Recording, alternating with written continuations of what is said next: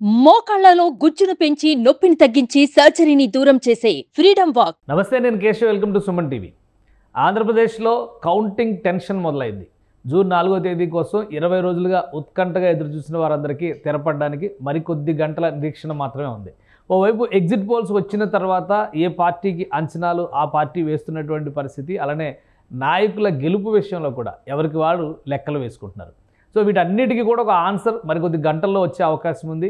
అధికార వైఎస్ఆర్సీపీ పరిస్థితి ఎలా ఉంది? ఈ ఎలక్షనీరింగ్ విషయంలో జగన్మోహన్ రెడ్డి ప్రతిష్టాత్మకమైనటువంటి ప్రణాళికల్ని అమలు చేశారు. ఖచ్చితంగా వెల్ఫేర్ స్కీమ్సే తమకు మరోసారి అధికారాన్ని తెస్తాయంటూ వైఎస్ఆర్సీపీ నేతలు చెప్తున్నారు. సో ఇందులో ఉన్నటువంటి నిజమెంత, కూటమి బలం ఎంత, ఈ అంశాలను విశ్లేషించేటువంటి ప్రయత్నం చేద్దాం. మనతో పాటు పొన్నూరు నియోజకవర్గ వైఎస్ఆర్సీపీ అభ్యర్థి అంబటి మురళీకృష్ణ గారు ఉన్నారు. మురళి గారు నమస్కారం.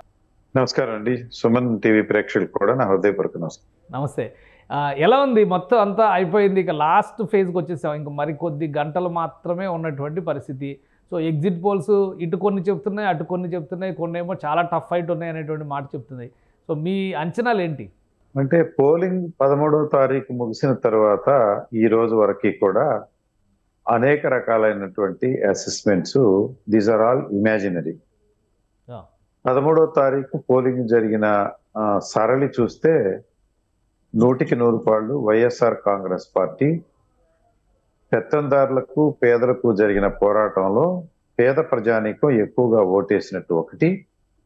మహిళలు భారీ సంఖ్యలో క్యూలు నిలబడి రాష్ట్ర చరిత్రలోనే ఎప్పుడూ లేని విధంగా అర్ధరాత్రి వరకు కూడా మహిళలు క్యూలో నిలబడి ఓటు వేసినటువంటి ఒక కొత్త విచిత్రమైన పద్ధతిని అందరూ గమనించడం జరిగింది, ఇర్రెస్పెక్టివ్ ఆఫ్ పార్టీస్. సో ఈ ఎన్నికల వాతావరణం వేడెక్కడం, ఎవరి ప్రయత్నాలు వాళ్ళు చేయడం, వీటితోటి పోలింగ్ ముగిసిన తర్వాత ఇరుపక్షాలు కూడా కొన్ని అంచనాలు ప్రారంభిస్తూ ఉంటాయి. ఈ అంచనాలు ఎవరికి వారికి అనుగుణంగా, మేము ఇంత రిసోర్సెస్ ఇంత మొబైల్ చేసాం, ఇంత కష్టపడ్డాం, ఈ ఊర్లో ఇంత చేసాం, ఈ ఊర్లో అలా చేసాం అనే దాని మీద బేస్ చేసుకుని ఎవరి అంచనాలు వారు చేసుకోవడం ప్రధానమైంది ఒకటి. రెండోది ఏంటంటే, నేను చెప్పాలనుకునేది వాస్తవంగా వైఎస్ఆర్ కాంగ్రెస్ పార్టీ పోటీలో ఒకటిగా ఉంది. తెలుగుదేశం పార్టీ ఒకటిగా లేకుండా కూటమిగా ఏర్పడ్డాయి. తెలుగుదేశం పార్టీ ఒక్కటిగా ఉంటే రాష్ట్రంలో ఎన్నిక అనేది అసలు జరగనట్టే. వైఎస్ఆర్ కాంగ్రెస్ పార్టీ వన్ సైడెడ్ గా స్వీప్ చేస్తున్నట్టు ప్రజానీకం మొత్తం కూడా అప్పుడే ఒప్పేసుకునేవారు. అయితే కూటమిగా ఏర్పడి వారు 2-3 పార్టీలతో చేరి మేము పోటీ ఇచ్చామనే ఒక డిస్ప్లే, ఒక ప్రక్రియ ప్రజానీకానికి కనపడేటట్టుగా, నమ్మించేటట్టుగా కనిపిస్తా ఉంది. అయితే నేను ఇక్కడ చెప్పాల్సినది ఏంటంటే అండి, రేషనల్ గా మనం ఆలోచన చేస్తే పార్టీలు ఎవరికి ఆరు అన్వయించుకుంటూ ఉంటాయి, దానిలో పెద్ద విచిత్రం ఏం లేదు. వైఎస్ఆర్ కాంగ్రెస్ పార్టీ కాన్ఫిడెన్స్ ఒక రకంగా ఉంటుంది, తెలుగుదేశం కూటమికి సంబంధించినటువంటి వారి లెక్కలు, వారి కాన్ఫిడెన్స్ వేరే రకంగా ఉంటుంది. దీనికి తోడు 13వ తారీఖు ఎన్నికలు ముగిసిన వెంటనే ఒక విచిత్రమైన పరిణామాలు మార్కెట్లో లేచాయి. ఎన్నికలు, భారతదేశంలో ఉండే ఎన్నికలు మరి ఈ వ్యయంతో కూడిన ఎన్నికలని, కొన్ని మాల్ ప్రాక్టీసులు ఉన్నాయని ప్రజానీకం అనుకుంటున్న సందర్భంలో ఆ ఎన్నికలు దిగ్విజయంగా ముగిశాయి. కొంత భాగంలో తెలుగుదేశం వారి కుట్ర వల్ల, ఎన్నికల సంఘం వల్ల కొన్ని డిస్టర్బెన్సెస్ ఉన్నప్పటికీ ఎన్నికల ప్రక్రియ 95% సుఖాంతంగా ముగిసిందని చెప్పవచ్చు. అక్కడి నుంచి మీకు అంటే ఎలక్షన్ కమిషన్తో పదే వైసీపీ నాయకులు చేస్తున్నటువంటి విమర్శలు, ఈరోజు ఎలక్షన్ కమిషనర్ కూడా క్లారిటీ ఇచ్చారు, మొత్తం అంతా కూడా చాలా ప్రశాంతంగా జరిగింది, ఏ పార్టీకి మేము పక్షపాతం వహించడం లేదు అనేటువంటి క్లారిటీ ఇచ్చారు. వైఎస్ఆర్సీపీ నాయకులు మాత్రం కోర్టుల వరకు వెళ్ళి మరీ ఎలక్షన్ కమిషన్ ఏకపక్షంగా వ్యవహరిస్తుంది అనేటువంటి విమర్శ చేశారు. ఈరోజు సుప్రీంకోర్టులో జరిగినటువంటి పరిణామాలు కూడా కొంత వైఎస్ఆర్సీపీకి ఇబ్బంది కలిగించేవిగానే కనిపిస్తున్నాయి. సో ఏ విధంగా తీసుకుంటారు వీటన్నిటిని? దీంట్లో నేను చెప్పాల్సినది ఏంటంటే, ఎన్నికల కమిషన్ నిష్పక్షపాతంగా వ్యవహరించలేదనేది తేటతెల్లం అయిపోయింది. ఎందుకయ్యా అంటే, ఒకటి, పురంధేశ్వరి గారు ఆరోపణలు చేసి కొంతమంది ఆఫీసర్స్ లిస్ట్ ఇచ్చి ట్రాన్స్ఫర్ చేయమంటే ఏకోన్ముఖంగా ట్రాన్స్ఫర్ చేశారు. వారిని ట్రాన్స్ఫర్ చేసిన తర్వాత అంతకుముందు ప్రశాంతంగా జరుగుతున్నటువంటి ఎన్నికలు పురంధేశ్వరి గారి రికమెండేషన్ తోటి ఎన్నికల కమిషన్ మార్పులు చేర్పులు తెచ్చిన ఆఫీసర్స్ ఉద్యోగాల్లో జాయిన్ అయిన తరువాత మాత్రమే లా అండ్ ఆర్డర్ కి బూత్ క్యాప్చరింగ్ కి సంభవించింది కనుక ఎన్నికల కమిషన్ చేసినటువంటి చర్యలు కరెక్ట్ కాదు అని తేలాయి ఒకటి. రెండోది, భారతదేశం మొత్తం పోస్టల్ బ్యాలెట్ మీద ఉన్నటువంటి నామ్స్ ని డీవియేట్ చేస్తూ ఒక మెమో ఆంధ్రప్రదేశ్ లో మాత్రమే విడుదల చేశారు. గెజిటెడ్ ఆఫీసర్ సంతకం లేకపోయినా, సంతకం కాదు, స్టాంపు లేకపోయినా వాటిని ఆమోదించండి అని. అంటే బేసిక్ గా ఇది ఇద్దరికీ సమానమైనటువంటి లాభ నష్టాలు ఇస్తున్నప్పటికీ కూడా ఆ ఒక్క రూల్ ని సవరించాల్సినటువంటి అవసరం ఆంధ్రప్రదేశ్ లోనే ఎందుకు వచ్చింది, మిగతా రాష్ట్రాల్లో ఎందుకు రాలేదు? సెంట్రల్ ఎలక్షన్ కమిషన్ ఇచ్చినటువంటి రూల్స్ ని మీరు ఎందుకు డీవియేట్ అయ్యారనేది ఒక ప్రధానమైనటువంటి ప్రశ్న.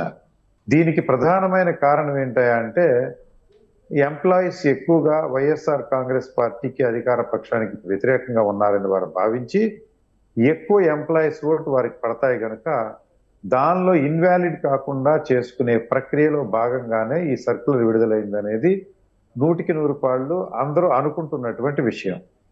దీనికి వైఎస్ఆర్ కాంగ్రెస్ పార్టీకి వ్యతిరేకంగా సుప్రీంకోర్టు ఇవ్వలేదు.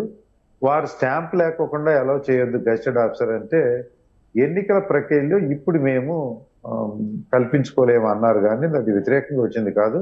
అది లాభ నష్టాలు ఇరుపక్షాలకి సమానంగా ఉంటాయి. వారికి ఎక్కువ ఓట్లు వచ్చాయని కనుక ఎక్కువ నష్టం ఉంటుందని, మాకు తక్కువ ఓట్లు వచ్చాయని వారు భావిస్తున్నారు కనుక మాకు తక్కువ నష్టం వచ్చిందని వాళ్ళ ఇంటర్ప్రిటేషన్ ఉంది. ఇప్పుడు ఓవరాల్ గా అసలు కౌంటింగ్ కి సంబంధించి ఏపీలో పూర్తి స్థాయి ఏర్పాట్లు పూర్తయినాయి అనేటువంటి మాట అధికారికంగా ఈసీ అనౌన్స్ చేసింది.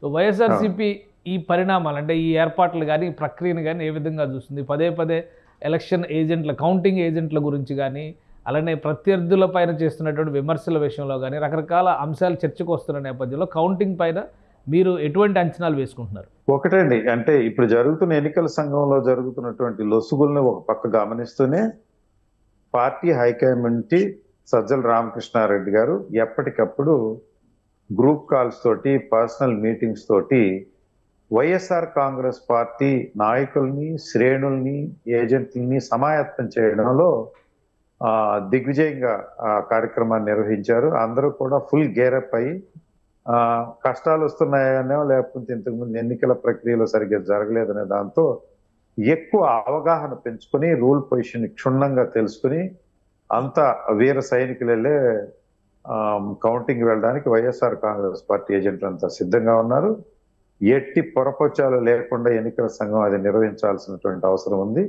ఏ మాత్రం తప్పుల తడక ఎక్కడ అనిపించినా కూడా వైఎస్ఆర్ కాంగ్రెస్ పార్టీ ఏజెంట్లు పటిష్టంగా ఆర్గ్యూ చేయడానికి, వాటిని నివారించే విధంగా స్మూత్ గా ప్రక్రియ జరగడానికి పూర్తి ట్రైనింగ్ తీసుకుని సిద్ధంగా ఉండాలని నేను తెలియజేస్తున్నాను. రైట్. ఈ పార్టీలో సంగతి పక్కన పెడితే ఎగ్జిట్ పోల్స్కి సంబంధించినటువంటి చర్చ ఇప్పుడు దేశవ్యాప్తంగా జరుగుతుంది. సో ఎగ్జిట్ పోల్స్ అంచనాల పైన అటు జాతీయ సర్వేలు కావచ్చు, లోకల్గా మన రాష్ట్రానికి సంబంధించినటువంటి కొన్ని మీడియా సంస్థలు ఇచ్చినటువంటి సర్వేలు కావచ్చు, ఏంటి ఏ విధంగా చూస్తుంది వైఎస్ఆర్సీపీ? మీ అంచనా ఏంటి? ఎగ్జిట్ పోల్ అనే దానికి పెద్ద ప్రామాణికం ఏమి లేదండి. మరి సుమన్ వారు కూడా మీ దగ్గర లెటర్ హ్యాడ్లు ఉండి మీరు కూడా ఒక లెటర్ హ్యాడ్ మీద ఎగ్జిట్ పోల్ ఇచ్చేయచ్చు. అయితే మీరు మా క్రెడిబిలిటీ ఎందుకు అనుకున్నారేమో, మీరు ఇవ్వలేదు, సంతోషం. ఈ ఎగ్జిట్ పోల్ కి రేషనాలిటీ ఏముందండి? సోషల్ మీడియాలో విడుదలయ్యే ఎగ్జిట్ పోల్స్ కి దీంట్లో నేనేమంటున్నానంటే అండి, సుమన్ టీవీకి ఒక ఎస్టాబ్లిష్మెంట్ ఉంది, ఒక ఓవర్ హెడ్ ఉంది. మీరు ఏదన్నా ఒక ఇంటర్వ్యూ తీసుకుంటే దాన్ని ప్రసారం చేస్తే కొంత వ్యూయర్షిప్ ఉంది. అందువల్ల మీరు ఏదన్నా తప్పుల తడకగా లేకపోతే గాలి వార్తలు ప్రసారం చేయాలంటే 1-4 సార్లు ఆలోచించుకుని మీకు అంతో ఇంతో క్రెడిబిలిటీ వచ్చి సుమన్ టీవీ భారతదేశంలోనే గొప్ప టీవీగా ఎదగాలన్నటువంటి ఆశతోటి కార్యక్రమాలు మీరు నిర్వహిస్తారని నేను అనుకుంటున్నాను అనుకోండి. ఉదాహరణకి వీటిలో కొన్ని సంస్థలు, ఎగ్జిట్ పోల్స్ ఇచ్చే సంస్థలు వాటి కట్టుబడి ఉంటాయి. కొన్ని గాలి వార్తలు, ఎందుకంటే లెటర్ హ్యాడ్ ఉంటే చాలు, దాని మీద వేసేసి ఎగ్జిట్ పోల్ అంటారు.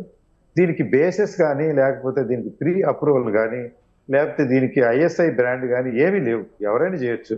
నా ఆఫీస్లో కూర్చుని 10 లెటర్ హ్యాడ్లు తీసుకుని 10 మీద 10 పేర్లు పెట్టి ఎగ్జిట్ పోల్ని విడుదల చేయొచ్చు. అవన్నీ తీసుకొచ్చి టీవీలో లట్లట ఎవరి ఇష్టం వచ్చిన మీడియా వారు ఆడించే కార్యక్రమం. అయితే నేను చెప్పాల్సినది ఏంటంటే, ప్రెసిడెంట్ లాస్ట్ 3 times నుంచి ఎగ్జిట్ పోల్స్ ఎవరైతే ఇస్తున్నారో ఆ ఎగ్జిట్ పోల్స్ లో రేషనాలిటీ ఎంత ఉంది అనేది పరిశీలన చేస్తే కొన్ని ఒకటి మన ఆ, ఆరా సంస్థ ప్రముఖంగా, అంటే ఆరా సంస్థ హిందీ సినిమా కాదు, ఇది తెలుగు సినిమా.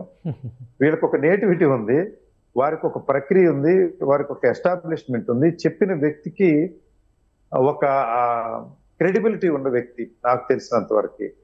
అంటే మనం ఇప్పుడు ఉండే ఎగ్జిట్ పోల్స్ అన్నింటి మీద నా అభిప్రాయం చెప్పమంటే మీకు నాకు సమయం సరిపోదు, కౌంటింగ్ కూడా అయిపోయి ఎమ్మెల్యేలు కూడా ప్రమాణ స్వీకారం చేసే పరిస్థితి.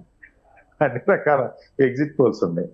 ఆరా సంస్థ తీసుకుంటే ఆఖరి 2-3 ఎన్నికల్లో వారు చెప్పినవన్నీ 100% నిజమయ్యాయి. ఒకటి తెలంగాణ ఎన్నికల్లో వారు చెప్పింది నిజమైంది, అంతకుముందు తెలంగాణ ఎన్నికల్లో వారు చెప్పింది నిజమైంది, మొన్న 2019లో వారు చెప్పిన ఎన్నికల్లో నిజమైంది, 2014లో కూడా వారు చెప్పిన మేరకు నిజమైనవి. ఒకటి 2 ఎగ్జిట్ పోల్ కి సంస్థకు నాయకత్వం వస్తున్నటువంటి వ్యక్తి గుణగణాలు కూడా నేను పరిశీలన చేస్తే, ఆరా మస్తాను గుంటూరుకు చెందినటువంటి వ్యక్తి. అతను చాలా నిబద్ధత కలిగిన వ్యక్తి, బేసిక్ గా ఆర్ఎస్ఎస్ భావాలు ఉన్న వ్యక్తి. బీజేపీకి అంతో ఇంతో ఇంక్లినేషన్ ఉంది, కానీ వారు డేటా సేకరించడంలో కానీ రిజల్ట్ ఇవ్వడంలో కానీ వారు మోస్ట్ ఇంపార్షియల్ గా వారు ఇస్తున్నట్టుగా నాకు అర్థమైంది. కారణం ఏంటంటే వారి క్రెడిబిలిటీ దెబ్బతినకోకుండా వృత్తిగా స్వీకరించే వ్యక్తి కనుక ఆ ఆరా సంస్థ ఇచ్చినటువంటి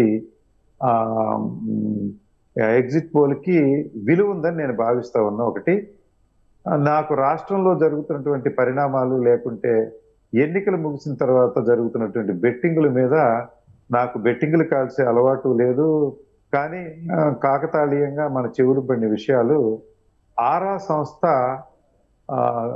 ఎగ్జిట్ పోల్ ఇచ్చిన తర్వాత మొత్తం బెట్టింగ్లన్నీ ఆగిపోయాయి.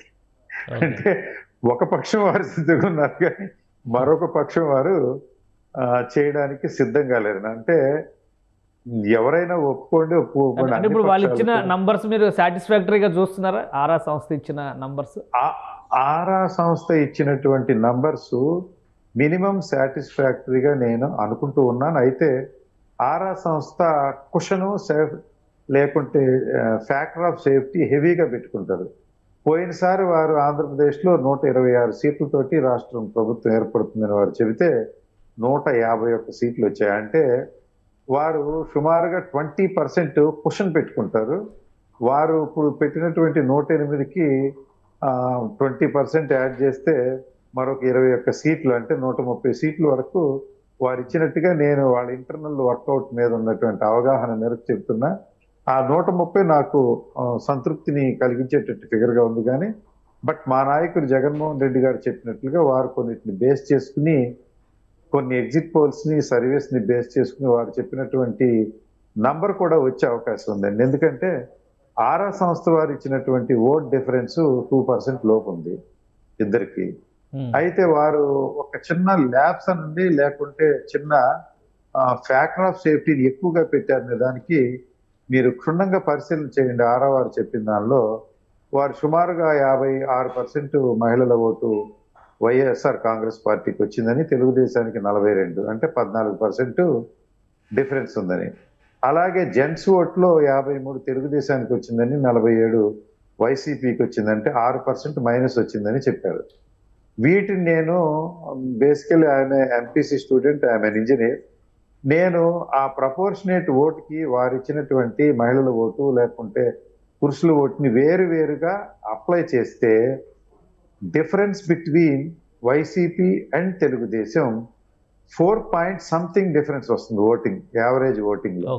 అయితే వారు 2% లోపే ఇచ్చారు. అక్కడ 2% ఓట్ని ఓవరాల్ గా ఫ్యాక్టర్ ఆఫ్ సేఫ్టీ కింద పెట్టేశారేమో అనుకుంటున్నా. ఆ 2% కూడా రేపు అప్లై అయ్యి 2% బదులుగా 4% అయితే జగన్మోహన్ రెడ్డి గారు చెప్పిన 152 దాటే ప్రక్రియ 100% జరుగుతుంది కనుక వారు ఏంటంటే నేను ఖచ్చితంగా వైఎస్ఆర్ కాంగ్రెస్ పార్టీ ప్రభుత్వం ఏర్పడుతుందని చెబుతున్నారు. వైఎస్ఆర్ కాంగ్రెస్ పార్టీకి మినిమం టికెట్లు ఇచ్చారంటే మినిమం పాస్ లో వారికి మాత్రం ఫెయిల్ కాకుండా చూసుకున్నారు. కానీ మ్యాక్సిమం సీట్లు వచ్చినాయి అనుకోండి, మ్యాక్సిమం సీట్లు చెప్తే ఛాన్స్ తీసుకున్నట్టు ఉంది.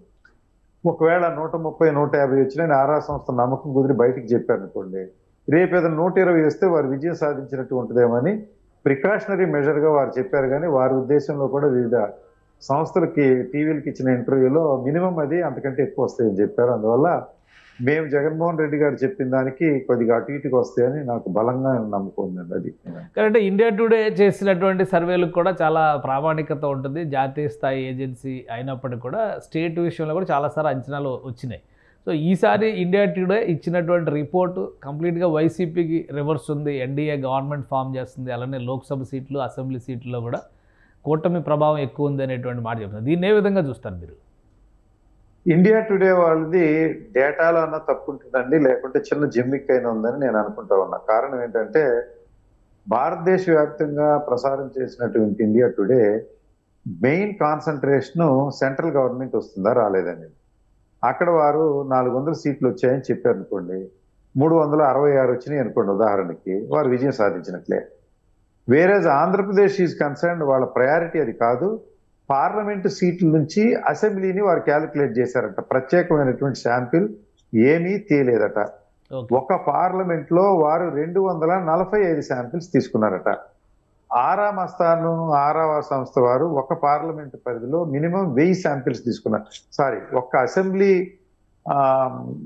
ప్రాంతంలో 1000 శాంపిల్స్ తీసుకున్నారంట. అంటే ఒక పార్లమెంట్ లో వారు సుమారుగా 7000 శాంపిల్స్ తీసుకుని అనలైజ్ చేస్తే ఇండియా టుడే వారు 245 శాంపిల్స్ తీసుకున్నారంట. అందువల్ల యాక్యురసీలో 100కి 200% తేడా ఉంటుందనేది ఒకటి. మా ఢిల్లీలో కూర్చున్న సంస్థ వారు లోకల్ గా ఈ శాంపిల్స్ తీసుకోవడంలో కాంట్రాక్టింగ్ పద్ధతి అవలంబించడం వల్ల లోకల్ గా ఎవరినో హైర్ చేశారు, వారు యాక్యురసీలో తేడా ఉంటుందని ఒకటి.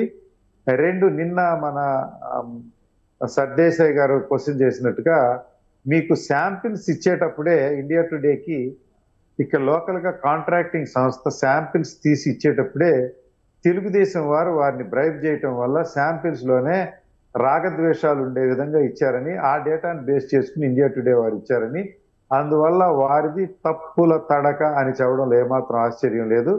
మీరు 1000 మందిని అడిగి ఒక అభిప్రాయం చెప్పడం, 200 మందిని అడిగి అంటే 245 ఒక పార్లమెంట్ కంట, వారు సుమారుగా 7000 శాంపిల్స్ అంటే 7000 మందిని అడిగి ఒకటి చెప్పిన దానికి 245 అడిగి చెప్పిన దానికి అన్ని భాగాలు తప్పు ఉంటుంది కనుక ఇండియా టుడేది ఈసారి కన్సిడరేషన్లోకి తీసుకోవాల్సిన అవసరం లేదు. టైమ్స్ నౌ వాళ్ళు సుమారుగా చెప్పారు, వాళ్ళు యాక్యురేట్ గా చెప్పినట్టుగా నాకు అనిపిస్తా ఉందండి.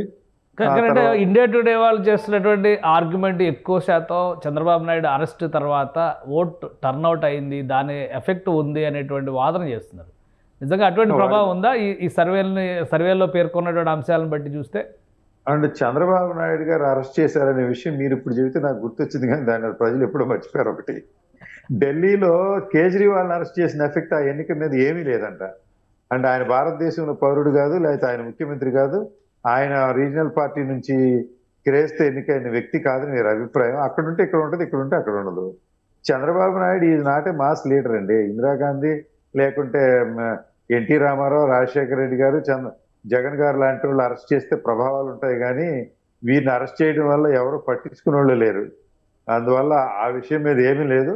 వాళ్ళు వాళ్ళ డేటాని లేకపోతే వాళ్ళ ఆర్గ్యుమెంట్ని సబ్స్టాన్షియేట్ చేసుకోవటానికి తీసుకొచ్చినటువంటి డొంక తిరుగుడు కారణాలు తప్పించి దానిలో ఏమాత్రం నిజం లేదండి.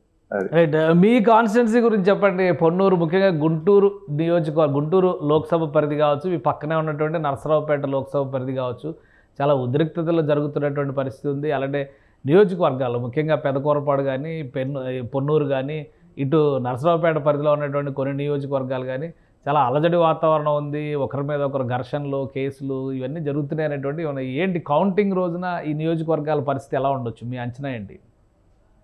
గుంటూరు పార్లమెంట్ పరిధిలో ఉన్నటువంటి పొన్నూరులో ప్రశాంతంగా ఎన్నికలు జరిగాయండి. గుంటూరు పార్లమెంట్ లో కూడా ఎక్కడ కూడా ఏ ఘర్షణ వాతావరణం లేదు. రాగద్వేషాల వల్ల చిన్న చిన్న ఆర్గ్యుమెంట్లు ఉంటాయి, కానీ ప్రజలు కోపోద్రిక్తులై ప్రీ ప్లాన్డ్ గా ఇక్కడ ఎవరు లేరు. పల్నాడులో కొన్ని గొడవలు జరిగిన మాట వాస్తవం. అది ప్రీ ప్లాన్డ్ గా పురంధేశ్వర్ గారి ఆఫీసర్స్ మార్చి ఒక 30 నియోజకవర్గాలను ఏదో టార్గెట్ చేసి అక్కడ గొడవలు లేవడం ద్వారా ఏదన్నా 10-15 నియోజకవర్గాలు హెజ్జు తెచ్చుకుంటే ప్రభుత్వం వస్తుందేమో అనేటువంటి కుట్రతో చేసినటువంటివి. అవి కూడా చాలా వరకు సబ్స్టాన్షియేట్ అయిపోయినాయి. ప్రస్తుతానికి న్యాయం జరిగిందా అన్యాయం జరిగిందనే దానిలో మాకున్నే భావాలు డిఫరెంట్ గా ఉండే అన్యాయం జరిగిందనే భావాలు. ఇప్పుడు కౌంటింగ్ అప్పుడు పెద్ద ఉద్రిక్తలు ఉంటాయని నేను అనుకోవడం లేదు. కౌంటింగ్ లో రిజల్ట్స్ ఒకసారి అనౌన్స్ చేసిన తర్వాత అది న్యాయబద్ధంగా జరిగింది అన్న తర్వాత అవన్నీ కూడా సప్రెస్ అవటానికి అవకాశాలు ఉన్నాయి. వైఎస్ఆర్ కాంగ్రెస్ పార్టీ కూడా తమ శ్రేణులకి ఎక్కడా కూడా ఘర్షణ వాతావరణం పోవద్దని, ప్రశాంతంగా ఉండమని అందరి నాయకులు, నియోజకవర్గ పరిధిలో అందరికీ, ప్రజానీకానికి, వైఎస్ఆర్ కాంగ్రెస్ పార్టీకి ప్రత్యేకంగా వీడియోల ద్వారా పిలుపునివ్వడం జరిగింది కనుక ఈ ఘర్షణ వాతావరణం మొన్నటితోనే ముగిసింది. రేపు అంటే దీనికి ఎలా ఉంటుందంటే అండి, మొదటి 2-3 గంటల్లోనే వైఎస్ఆర్ కాంగ్రెస్ పార్టీ అధికారంలోకి వస్తుందని తెలిసిన వెంటనే జనరల్ గా సబ్స్టాన్షియేట్ అయిపోద్ది, ఎవరిదానో వాళ్ళు సర్దుకుంటారు. అంతకుమించి పెద్ద పెద్ద గొడవలు జరిగే అవకాశాలు లేవు. టోటల్ గా రాష్ట్రంలో ప్రభుత్వం ఏర్పడుతున్న తర్వాత అన్ని సబ్స్టాన్షియేట్ అయిపోతాయండి. అందువల్ల పెద్దగా ఘర్షణ వాతావరణం ఉంటుందని నేనేమనుకోవడం లేదు. అలాంటి వాతావరణాలు రాయలసీమలో ఉండేవి. రాయలసీమలో కూడా మైనర్ గా ఇన్సిడెంట్స్ ఉండేవి, పల్నాడులో కొన్ని మైనర్ ఇన్సిడెంట్స్ ఉన్నాయి కనుక అవి వాటి ప్రభావం పెద్దగా ఉండదని నేను అనుకుంటా ఉన్నా. ఏది ఏమైనప్పటికీ వైఎస్ఆర్ కాంగ్రెస్ పార్టీ రేపు ఈ సమయానికి విజయదుందు మోగించి విజయోత్సవ ర్యాలీలు ఉంటుంది. ముఖ్యమంత్రి జగన్మోహన్ రెడ్డి గారు ప్రమాణ స్వీకారానికి వైజాగ్ లో రేపటి నుంచి ఏర్పాట్లు బిగిన్ అవుతాయనేది నా నమ్మిక. పొన్నూరు నియోజకవర్గంలో నేను కూడా మంచి మెజారిటీతో గెలవబోతున్నాను. పెక్కు సంస్థలు పొన్నూరు అన్డిస్ప్యూటెడ్ గా గెలుస్తుందని ఒప్పుకున్నారు. నాకున్న ఇన్ఫర్మేషన్ కూడా అదే. నేను గత 2 సంవత్సరాల నుంచి జగన్నామ సంక్షేమ పేరుతో గ్రామ గ్రామాన సంక్షేమ కార్యక్రమాలు, కళ్ళజోళ్ళు, అదేవిధంగా గుండె పరీక్షలు, ఆ తర్వాత స్టంట్ బైపాస్లు చేయడం వల్ల ప్రజానీకంలోకి నేను మంచి పేరు తెచ్చుకున్నాను కనుక అన్డిస్ప్యూటెడ్ గా నేను గెలవబోతున్నాను. రైట్, థ్యాంక్ యూ మురళీకృష్ణ గారు, మీ అభిప్రాయాలు తెలియజేసిన. All the best. రేపు మళ్ళీ రిజల్ట్ వచ్చిన తర్వాత మనం మాట్లాడదాం. తప్పనిసరిగా. Thank you. ఇది మురళీకృష్ణ గారి అభిప్రాయం. అంతా ఎన్నికల ప్రక్రియ విషయంలో చిన్న చిన్న పొరపచ్చాలు తప్పితే మిగతా అంతా సజావుగా జరిగింది అంటున్నారు. అలానే కౌంటింగ్ మొదలైనటువంటి కొద్ది గంటల్లోనే ఎవరు గెలవబోతున్నారు అనేటువంటి అంశంపైన క్లారిటీ వస్తుంది. వైఎస్ఆర్సీపీ ఖచ్చితంగా ప్రభుత్వాన్ని మరోసారి ఫామ్ చేస్తుందనే ధీమా వ్యక్తం చేస్తున్నారు. ఇది special discussion. Keep watching. Suman టీవీలో మీ పర్సనల్ అండ్ బిజినెస్ ప్రమోషన్స్ కోసం కింది నెంబర్కి కాంటాక్ట్ చేయండి.